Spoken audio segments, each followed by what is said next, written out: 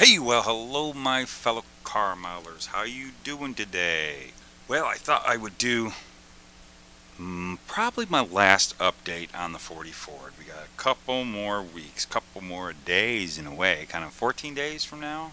Um, this is the second, so do your math. I can't do it. Anyways, I'm having a really good time with this model.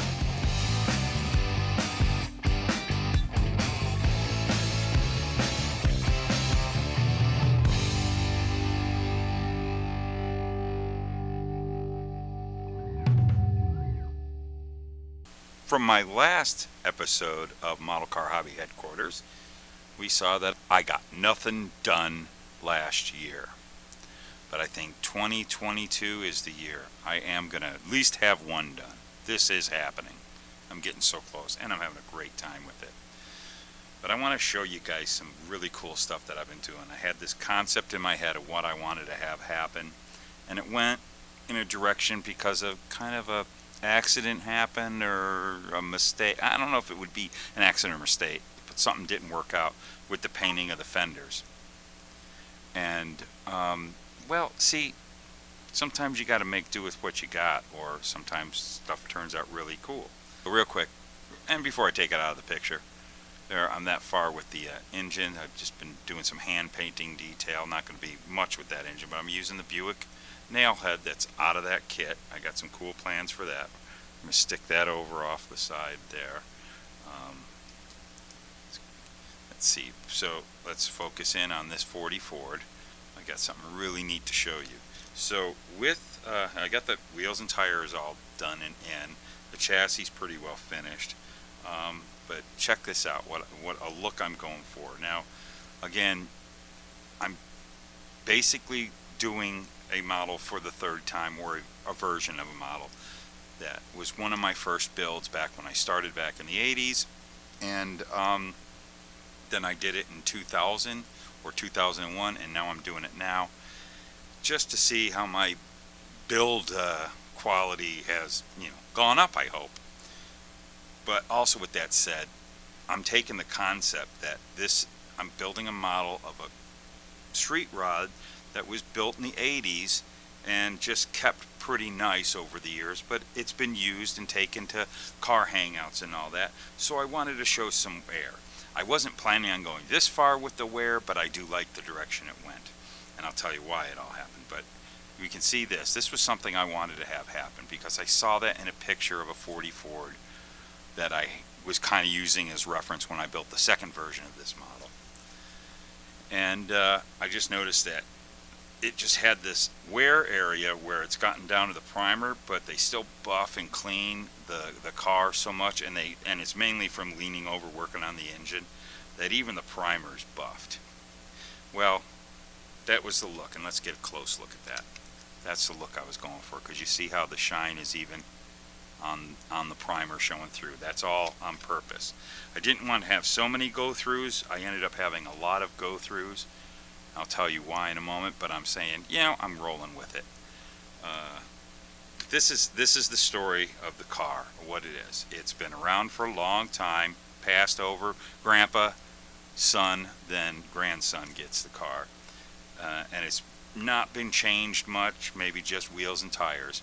A couple things here and there I might do. But the car's just been, it's been a treasure in the family, and they've taken good care of it. They don't want to repaint it. They just keep it really nice and clean. And it's still a beautiful, beautiful, survivor from the 70s, 80s as far as the hot rod days. Obviously not original paint. So what ended up happening back to the real world when I was making this model, I'm going to take the body off so you can really get a good look at those fenders. I did all my body work, did all my prep work with the primers that I like to use, and I did it in gray primer. And the last prime session I did, I wanted it to be the red oxide primer because I wanted to do this burn through right there. And so I proceeded to want to just use Rattle Can Black Tamiya Rattle Can.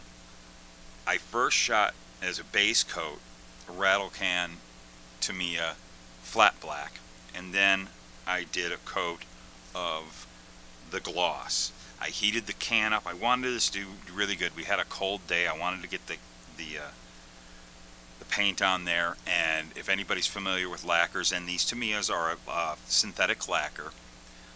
If you're got either extreme humidity or it's very cold out, these paints will do something called blushing, and it kind of, you can kind of see it in these areas, and I've got all of it kind of ended up looking like that right there.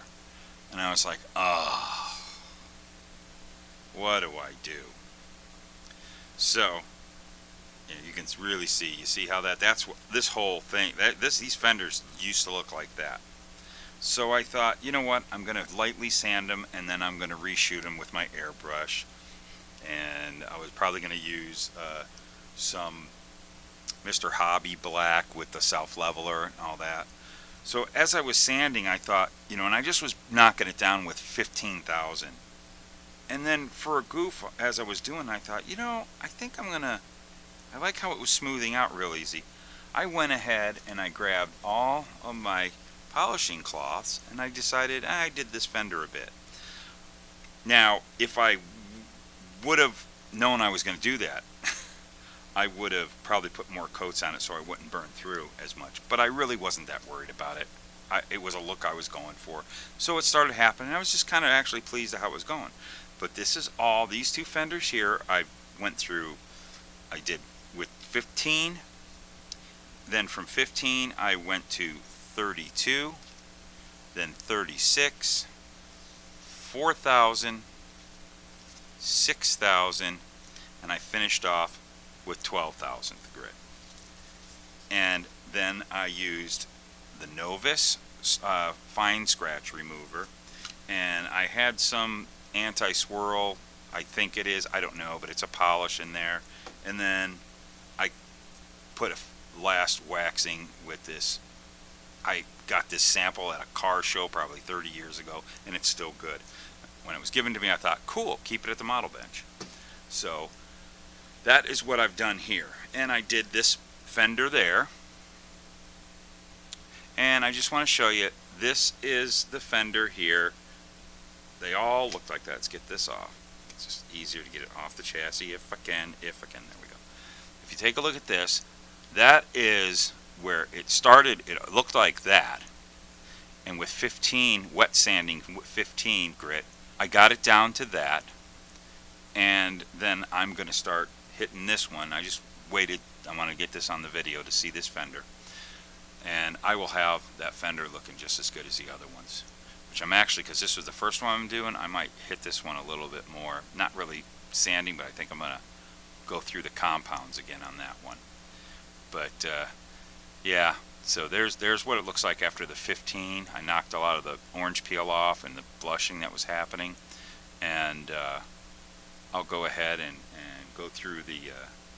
now these, normally I would wet sand with these, but I did these dry on these fenders because I just kind of wanted, it was a light sanding. I wasn't worried about too much fill up on the paint onto the grit, and I wanted to see truly what was happening, because you tend to think you're doing a lot better than you are when you wet sand when it comes to polishing really fine.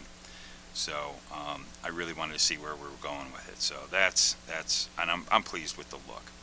It's not a high gloss look, but it's really the look I had in my head of what I wanted when you have an old paint job that's been, you know, wearing, but it still has a nice sheen, because, you know, they always are polishing them up, especially lacquers and stuff on the older cars. And that's the look I wanted. I didn't want to clear it. We're going to be going a different way with the body. It's going to be painted a different color, and it's going to be done with enamels, and it's also going to be a metallic. And actually what I'm using, and oh boy, I've been saving this for this project a while because they're hard to find, but this is blue metal flake, which used to be called sapphire blue, which the very first model I did was shot in, I have my first few models I did, like this is from my first model. This was out of the rattle can, Testor's sapphire blue. I want that blue. I couldn't find a blue that was like that, So I bought this, and you can see I've been testing and testing and just never could find a blue. But this bottle is the only bottle left on the planet. Who knows? And I thought, you know what? I'm just going to go ahead and use this, and I'm going to, as my research tells me, you can use this Mr. Color leveling thinner. This stuff will work on almost any paint.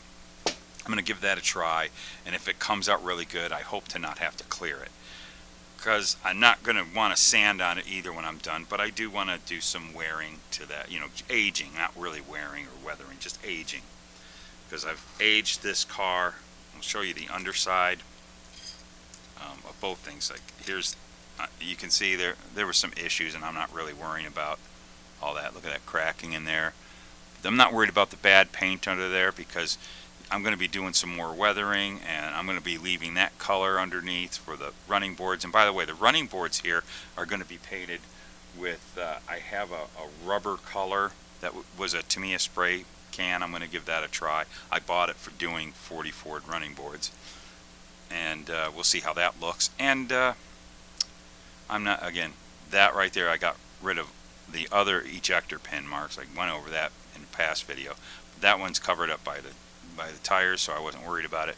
But you know, it's the underside, so we can beat on that a little bit. And we'll take a look here. You can see where I have done slight weathering, just like the car. It's taken care of, but it gets its use. I love in these kits that they give you the second exhaust. I never used that before. I always thought it looked kind of hokey on the tree, but you put those segments on there, and it really does help you at least give you dual exhaust when you want to keep this model a build out of the box as much as you can. And it looks like I got some movement there. That's not really glued down. Anyways, no biggie. So there we go. Let's do another mock-up, because you know we love mock-ups. Get this thing all in place. Get this on here. I can't wait to get the sapphire blue on that body. And there we go. What do you all think? How's that? Let me give you a good shot here of the wearing. And here, this is what I really want you to see. I think that's a pretty cool look. You know what? I'm going to take the headlight here, and so we can have this. And nothing's glued, so it's kind of spooky. See, we put the headlight bezel in. Get that 40 Ford look. So there it is. That's how we're going with it. Like I said, this is probably the last one. The next time you see this car, it's going to be done. It's doing real good. Headlight fell off. Thank you guys so much for following. A couple of the guys have already put videos up because they got theirs done. We were really all supposed to wait till 15th, but no biggie. When we do our, the rest of us are pretty much going to wait till the 15th, because a lot of guys who got them done, and they don't want to show them till the 15th.